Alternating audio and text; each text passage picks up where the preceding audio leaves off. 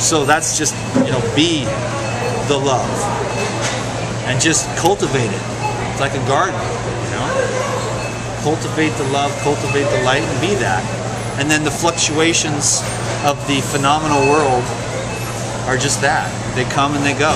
You win some, you lose some. You make some money, you lose some money. You have some health, you don't have some health.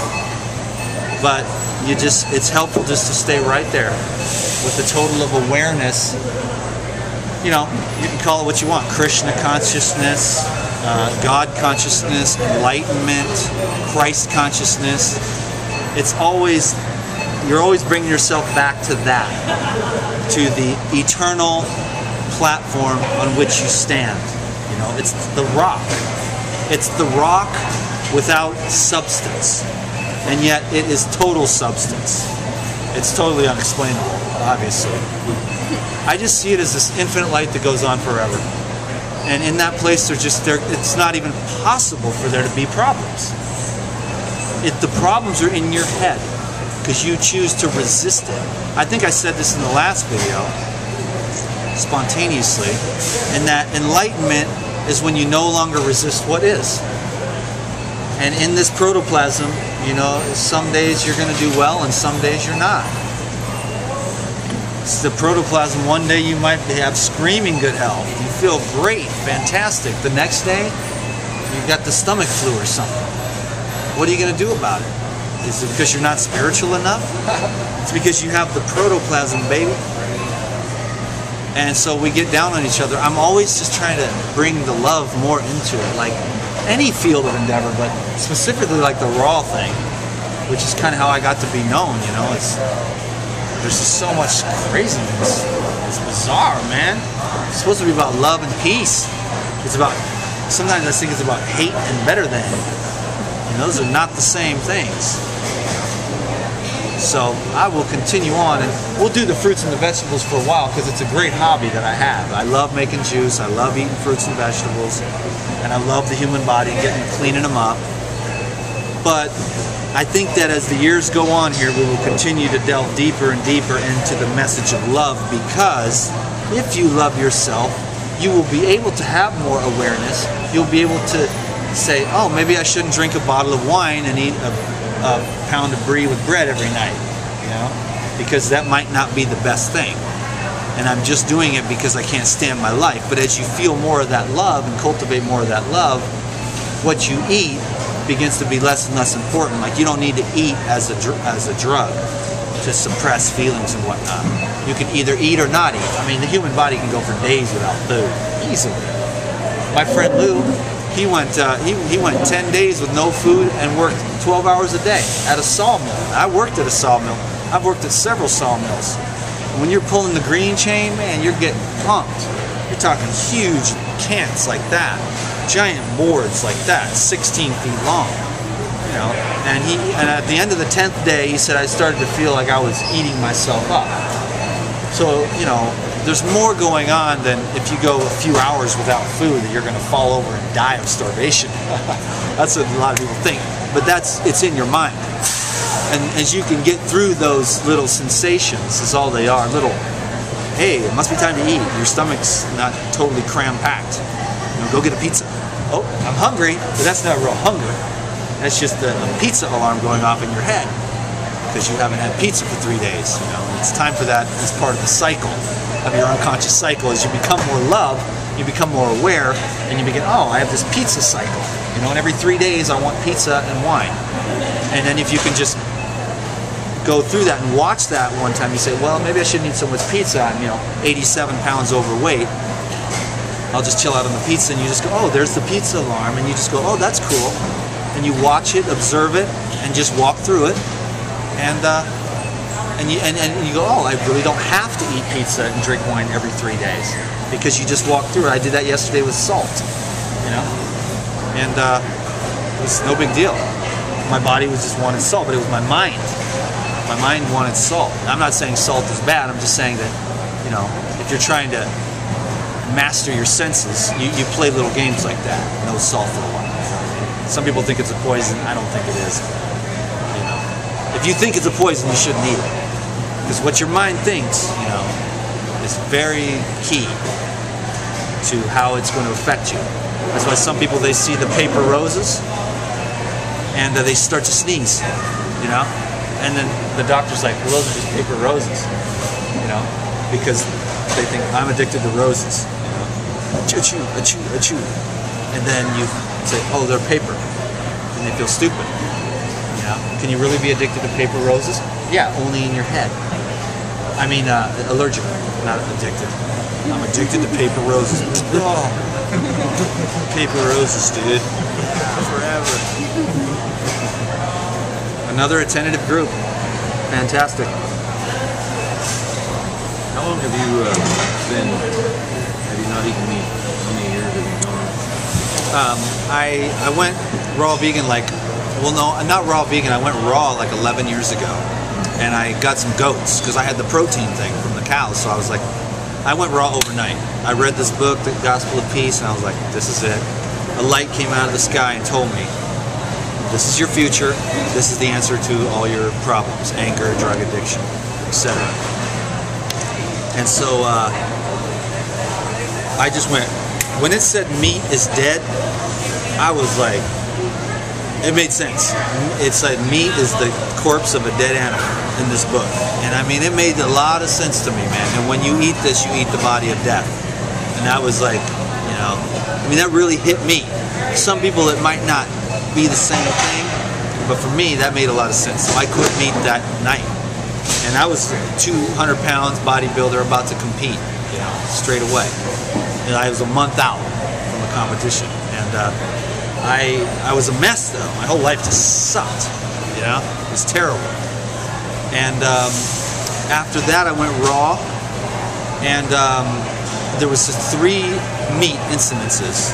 One was chicken tacos at a Mexican restaurant, maybe 6 months in. The next one was taco meat, about a year in, because I still drank beer and got all drunk one night. Went and had taco meat, a big old thing. It was disgusting. And then I burped that up for 3 days. And I said, that meat does not belong in my body, because that was about a year of being on goat's milk and fruits and vegetables. And then I went out and got drunk and ate the taco meat. And when I'm burping up taco meat 72 hours later, I said, this ain't right. So then the last time was a piece of chicken. Everybody's giving me a hard time and stressing me out. And they were just, this one guy particularly, he was like, I won't say who it was, but it was within the non-immediate family, but just one level out from immediate family. And he was just like, when we were kids, we were starving back in the Depression. You just think you're this and that with all your raw crap, and just eat. And I mean, they were just harping and harping and harping. And I was like, I just got like steamed broccoli. I didn't even want that. I wanted to stay raw. But we were at this Chinese restaurant, and I said, just bring me some steamed broccoli, you know. And they were just tripping on me. I could just sit there and eat a big ass plate. And it was after about an hour of just getting attacked, I just grabbed a piece of chicken and just ate it. I said, is that going to shut you up? And it did shut everybody up. You know, it just shut them up. Did it hurt me? No, of course not. I pooped it out. I think I made a point that day. Not a very good one, but I mean, you know, maybe I should have just stuck to it, but I'm not afraid to eat meat. I just don't want to.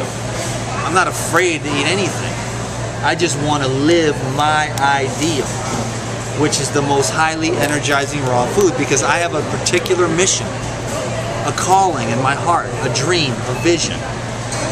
And that's my vision. And when I get there, most of my teachers get there and then they chill out. But until I get there, I'm not done. And I'm going to keep on cleaning it up, sharpening it up, sharpening up my senses, mastering the senses, and doing the inner work. As long as it takes. There's nothing else. Is all the money in the world going to make me happy? Is, you know, 72 virgins going to make me happy? You know? It's going to make me happy to listen to my own inner calling, which is different than yours, and different than yours. But the message is this: listen to yourself, not your mama, not your daddy, not your school, not your teachers, not your preachers. Now you can take advice from them, counsel, take it with a grain of salt, but always bounce it off your own inner self. Talk to yourself. This is another huge part of the message. Develop a relationship with yourself. I mean, I am loving myself on this bike ride. I like me. I like myself. I like spending time with myself. I'm nice to me. I care about me. I treat myself good. I eat good. I laugh. I don't just laugh to make videos. I laugh out there by myself because I love being with me. Because I don't judge myself. I mean, maybe I do unconsciously, but I let it go. It's not my business. It's God's job. You know? I care about me. And I don't think enough people do. I've really learned to love this guy. He is a good guy. And he cares about people.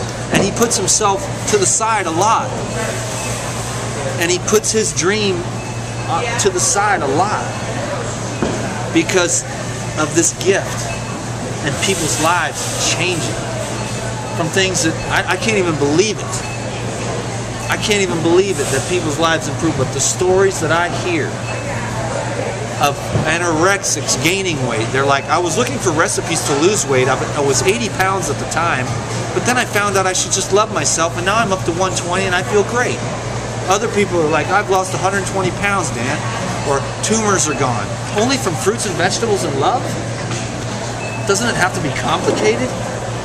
Don't we have to think about this for hours and do years of study to have any kind of results? Or can it really just be about fresh foods and self-love? And you know, I mean, there's a lot of dudes out there that are way more smarter than me, way more sophisticated, but I like simplicity. I like orange juice. I mean, I've done almost a 2-hour talk on just orange juice. You know what I mean? And you got to fuel the brain when you do this kind of stuff. It's not like, I mean, see, I've been learning though, here's another thing I'll share. I got a lot to share. But I'm really learning how to just do this for God. And I read in a book just the other day, and I should have been aware of this before, that when I do it for God, I'll never run out of energy. And that's all the videos I've been complaining about lately, about I don't have enough. It's because I've been doing it for myself. I've been doing it for money, to pay my bills, to have less stress. I need to say, F all that. It's not my business whether I get paid for this or not. I don't care. If you want me to do this, God, you better feed me and make sure I don't end up in the IRS jail or the child support jail or whatever. So if I'm supposed to do this, there will be always the money there. And I was running out of energy. I was looking at things wrong. And I just read a book about, it's the Bhagavad Gita. And it was just reminding me, if I do this for God, I will not run out of energy. Okay? So I need to continue to remember that this is in service to the Most High. And that I will never get tired. So that's what I need to keep. I need to remember that. So Dan, remember, when you watch this video, dude, remember that this is a service for God. Not for your personal success, glory, or any of that stuff, which was your old childlike vision. But it's in the service of the Lord, which you know has been the greatest reward ever. All right, buddy, thanks. There you go. I'm telling you, these videos help me more than anybody. Is there anything else, guys? No questions? Oh, no. What's your name? You never introduced. Daniel. Daniel? Yes. That's easy to remember, man.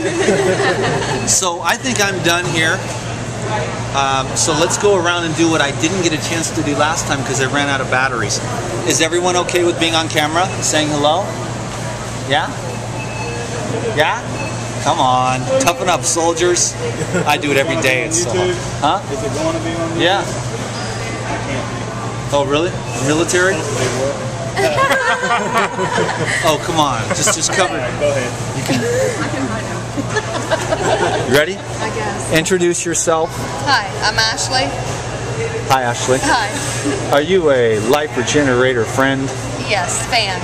Fan? I guess we can do that now. Should I just allow that? I didn't want to get too big with my britches. Fans sounds kind of weird to me, but what do you guys think? Are you fans? Yeah. Are you fans? You're fans of a message, not a man. Is that true? Yes. We are friends. You know, but the message you can be fans of. And I'm the Imagine 842. And you're the one who was the impetus for me to say, all right, I'll do another one of these crazy meet and greets. Thank you, darling. Thank you. You work here. I do work here. I'm Tracy.